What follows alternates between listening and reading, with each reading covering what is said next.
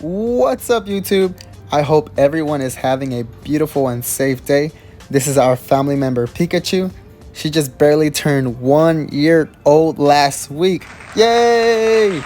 We will be opening up her present very soon. Now, we have seen a lot of comments that her cage is too small, but she spends mostly 75% of her day outside of the cage. She is only in her cage when she sleeps and wakes up in the morning to eat breakfast. We just wanted to clear the air on that part.